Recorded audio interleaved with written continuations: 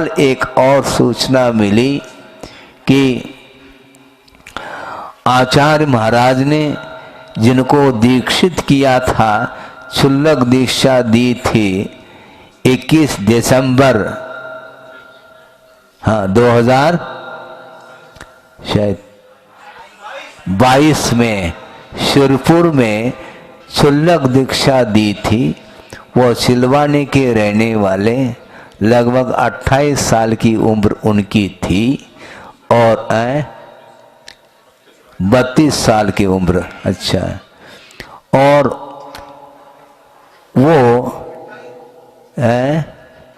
अच्छा 28 है, ठीक, जो हमें सुनने को मिला वही सही। 28 साल किसको बोलते हैं? इतने यंग एज में, युवा अवस्था में उन्होंने दीक्षा ली थी शिरपुर में गुरुदेव के कर कमलों से, और दीक्षित क्षुल्लक दीक्षा उनको दी गई थी। और वे निर्यातक श्रमण योग सागर जी के संगस्थ वो साधना में रत थे और 2 साल व्यतीत नहीं हो पाया।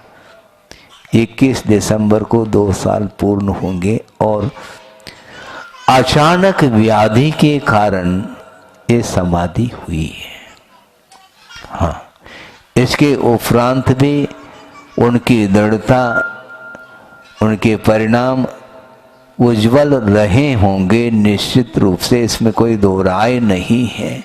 क्योंकि व्रतों के साथ, संयम के साथ जो प्राण निकलते हैं, निश्चित रूप से उसका अलग ही परिणाम निकलता है, रिजल्ट अलग ही निकलता है। इतनी कम उम्र में भी दीक्षित हो करके इस प्रकार वह घटना कल सुनने को मिली है। इस प्रकार यह शरीर मिलता है, कभी भी वह अवसान को प्राप्त हो सकता है।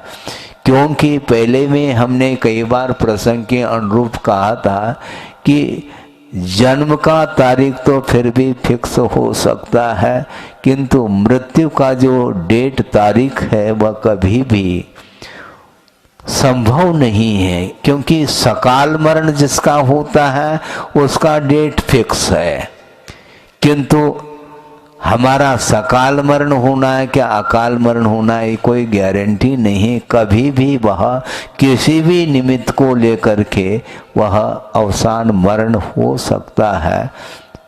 इसलिए अपने को ध्यान रखना चाहिए कि अपनी अपनी बार जब कहा जा रहा है, इसलिए आप लोगों को मनुष्य जीवन की सार्थकता को सिद्ध करने के लिए संयम के प्रति अग्रसर होना चाहिए।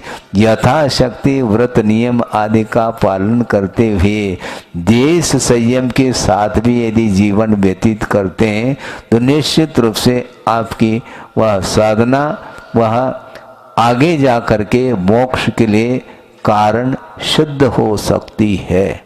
इतना ही संक्षेप में आप लोगों के सामने विषय रखना था, क्योंकि कल अचानक ये समाचार मिला था, इसलिए आज इस विषय को आपके सामने रखा है।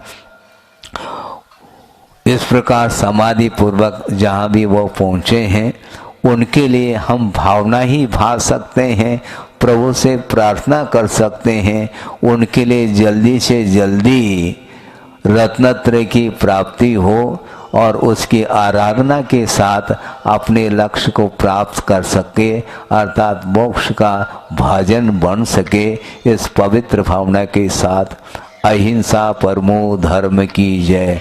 और जो वो क्षुल्लक जी थे उनका नाम क्या था?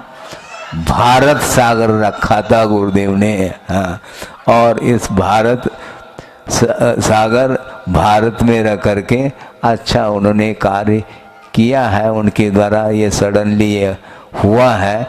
फिर भी 2 साल के भीतर उन्होंने जो कर्मों की निर्जरा और पुण्य का संचय किया है उसका निश्चित रूप से फल अच्छा ही मिलेगा। मिले इस पवित्र भावना के साथ।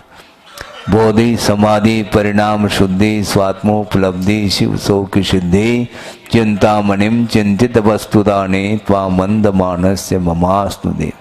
परम पूज्य आचार्य गुरुवर श्री विद्यासागर जी मुनि महाराज की जय।